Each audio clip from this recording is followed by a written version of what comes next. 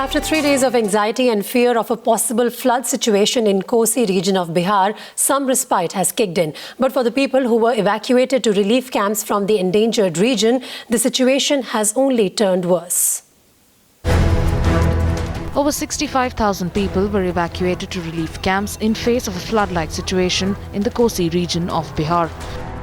But 3 days after evacuations began, some respite comes their way. वहाँ पे water level घट रहा है 3 इंचेस पर आवर के हिसाब से वाटर लेवल पॉन्ड में घटा है। अगर सिचुएशन यही बनी रहती है तो हमें लगता है कि जो हम लोगों की बड़ी आशंका थी कि बहुत ज़्यादा पानी आएगा उसमें कमी आ सकती है। That it all depends as to how turn by turn the Nepalese authorities blast the site of incidents, which may result in less damage and less flooding in their area as well as in parts of Bihar. But the worst is far from over for the people in these relief camps. With barely any facilities provided by the state government, people are forced to make their own makeshift tents.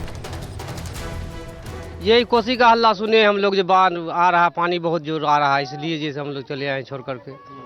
वही से क्या दिक्कत हो रहा था? दिक्कत यहाँ हो रहा है कि हम लोग को नहीं खाने का मिल रहा है कोई चीज़ सही से, नहीं जैसे रहने का कोई जगह है। हमारे न यहाँ मुखिया न सरपंच न निगरानी कोई देखभाल नहीं करने वाला है।